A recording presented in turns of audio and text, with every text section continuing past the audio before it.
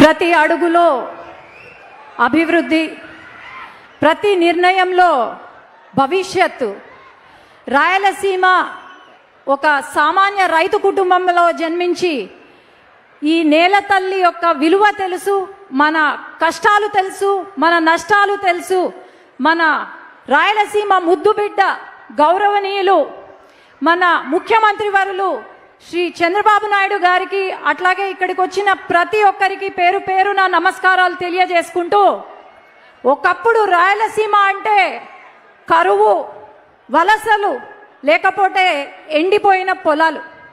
కానీ ఇప్పుడు రాయలసీమ అంటే నీటి కోసం పోరాడే ప్రాంతం కాదు, నీటితో అభివృద్ధి చేసే ప్రాంతం అని, లేదంటే ఇక్కడ వెనకబడిన ప్రాంతం కాదు ఇది, ఇది అవకాశాలు మెండుగా ఉన్న ప్రాంతం.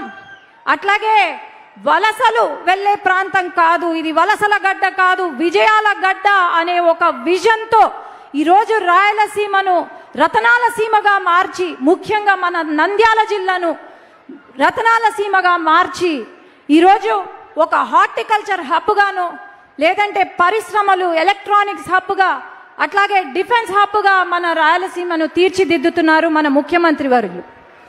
ఈరోజు హార్టికల్చర్ అంటేనే ఏమి తెలియని ఒక స్టేజ్లో 5 సంవత్సరాల వైసీపీ పాలనలో గంజాయి హబ్బుగా మారుస్తూ ఉంటే, మన ముఖ్యమంత్రి గారు ఈరోజు హార్టికల్చర్ హబ్గా దాదాపు మన రాయలసీమలోనే 55% కల్టివేషన్కి, అట్లాగే 6 లక్షల మంది రైతులు బాగుపడేలాగా ఈరోజు తీర్చిదిద్దుతున్నారు.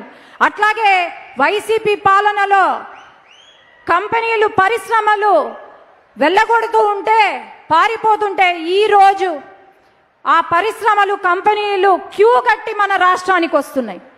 దాదాపు 25% పెట్టుబడులు మన రాష్ట్రంలో ఉన్నాయి. ఇవన్నీ మనం చూస్తున్నాం. ముఖ్యంగా నేను ఒకటే చెప్తున్నాను, ఈరోజు రాయలసీమ ముద్దు బిడ్డ అని చెప్పి కొంతమంది నాయకులు మాట్లాడుతున్నారు. సొంత పులివెందల కడపలో కూడా ఏమి చెయ్యలేని ఆనాటి ముఖ్యమంత్రి జగన్మోహన్ రెడ్డి, రెడ్డి అనను జగన్మోహన్ గారు ఈరోజు నేను రాయలసీమ ముద్దు బిడ్డ అంటుంటే, రాయలసీమ వాళ్లకు తెలుసు ఎవరు రాయలసీమ కోసం, మన జిల్లా అభివృద్ధి కోసం కృషి చేస్తున్నారు అని. ఈరోజు నంద్యాలలో ఒకప్పుడు బనగానపల్లె కరువు ప్రాంతమైన బనగానపల్లె ఈరోజు నీళ్లు పారుతున్నాయంటే అది కేవలం మన ముఖ్యమంత్రి గారి వల్లే. అట్లాగే ఈరోజు మహిళలకు పెద్దపీట వేస్తున్నారు.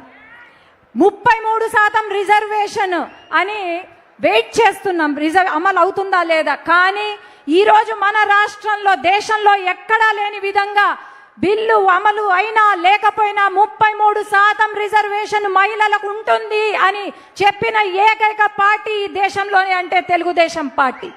అట్లాగే మహిళలకు ఏమాత్రం గౌరవం ఇస్తున్నారు వైసీపీ నాయకులు మనం చూసాం. నిన్న వైసీపీ కార్యాలయంలో ఒక వైసీపీ మహిళను కొట్టారు, లేదంటే మన పైన కేసులు పెట్టారు. అట్లాగే ఒక చిన్న బాలికను రేప్ చేస్తే పాస్కో కేసు పెడితే వాళ్ళను పరామర్శిస్తారు.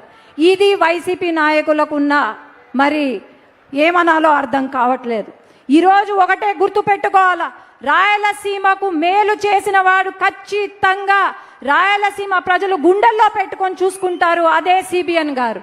అట్లాగే రాయలసీమకు అధికారం ఉన్నా లేకపోయినా మన ప్రాంతం కోసం పోరాడే నాయకుడిని గుండెల్లో పెట్టి చూసుకుంటారు మన రాయలసీమ వాళ్ళు. కానీ ఊరికే ఏదో వచ్చి నేను రాయలసీమ బిడ్డ అంటే ఎవరు ఒప్పుకోరు. ఖచ్చితంగా ఈసారి సార్ మేము మళ్ళీ ఇక్కడ జెండా ఎగరేసేలాగా ఇంకొకసారి వైసీపీ జెండా ఎగరకుండా మేమందరం పనిచేస్తామని తెలియజేసుకుంటూ నమస్కారాలు తెలియజేసుకున్నా. జై తెలుగుదేశం, జై హింద్. ధన్యవాదాలు మేడం. నంద్యాల సమగ్రతను సమగ్రంగా వివరించిన మీకు కృతజ్ఞతలు తెలియజేస్తూ